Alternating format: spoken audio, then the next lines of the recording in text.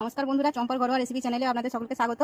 আজকে বানাবো বড় বড় নোটে শাকের তরকারি। এই নোটে গাছগুলোকে আমরা পদ্ম নোটে বলি। তার জন্য আমি আলু বেগুন কেটে নিয়েছি আর দুটো পেঁয়াজ কেটে নিয়েছি। প্রায় তেল দিয়ে দিয়েছি। এবার নোটে শাকগুলো ভেজে নেবো একটু। প্রায় তেল দিয়ে দিয়েছি, তেলটা গরম হয়ে গেছে। পেঁয়াজটা তেলের মধ্যে পেঁয়াজটা একটু ভাজা হয়ে গেছে, আলুগুলো দিয়ে দেবো। পরিমাণ মতো লবণ দিয়ে দেবো, একটু হলুদ গুঁড়ো দিয়ে দেবো। আলুটা ভাজা হয়ে গেছে, বেগুনটা দিয়ে দেবো। বেগুনটা আলুর সাথে ভেজে নিয়েছি। এবার মশলাগুলো 2 চামচের 1 চামচ হলুদ গুঁড়ো দিয়ে দেবো। আদা জিরে কাঁচা লঙ্কা বেটে রেখেছি, সেটা দিয়ে দেবো। মশলাটা ভাজা হয়ে গেছে, কাজু পোস্ত বেটে রেখেছি, সেটা দিয়ে দেবো। পোস্ত কাজু ধোয়া বাটির জলটা দিয়ে দেবো।